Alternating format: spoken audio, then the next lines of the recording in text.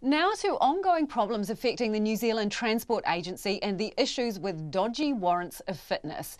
A consultant who's been supervising NTA inspectors for more than a decade says she completely stands by their work practices, but those further up in the agency haven't been listening to their concerns. The Transport Agency has now suspended 6 garages and 14 mechanics from issuing warrants of fitness, with nearly 20,000 vehicles affected.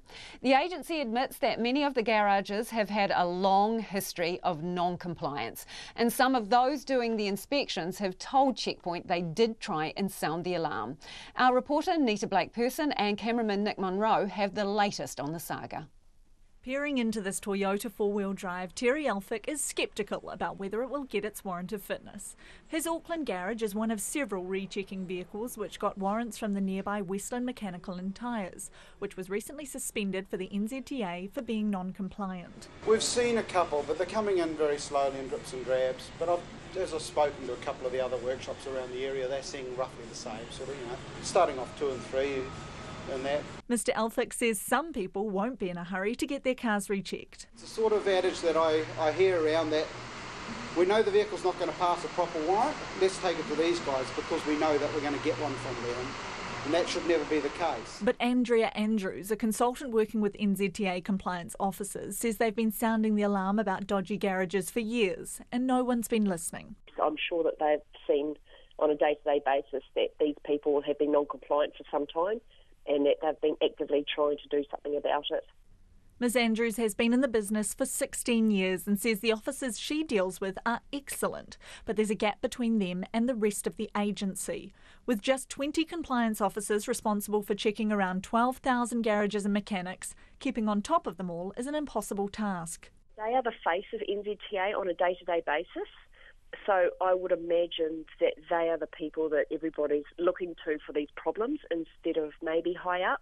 Checkpoint has spoken to several NZTA compliance officers who say they have complained to their managers in the past, worried about safety, but said their concerns weren't followed up. One compliance officer who wishes to remain anonymous for fear of losing his job told Checkpoint the 3-step model of identify, educate and deter is too soft and that some garages haven't been inspected for 4 years or more.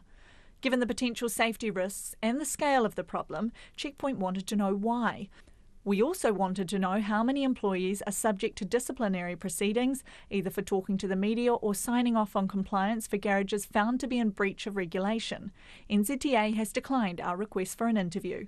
It's not appropriate for us to provide any comment on current employment matters, disciplinary issues or internal investigations. Ken Song owns a garage in the Auckland suburb of Glenfield. He says it was an NZTA officer who told him about the dodgy garages in the area. That guy from NZTA told me some workshop doing the dodgy warrant, they do 40 a warrant or 30 warrant a day, and then most of this pass, and then some of them just fell on just the ties because they want to make more money on the ties. Yeah. I know a few people, they said they're doing the promotion only $9 a warrant. NZTA has sent free warrant vouchers to 19,915 affected vehicle owners. Of those, only around 800 have had new checks, with about half failing. NZTA says it will follow up with drivers who don't get new warrants after the vouchers expire in January, but in the meantime, there's nothing forcing them to get their cars checked. With the busy holiday period fast approaching, thousands of potentially unsafe vehicles could be hitting the road. For Checkpoint, Nita Blake-Person.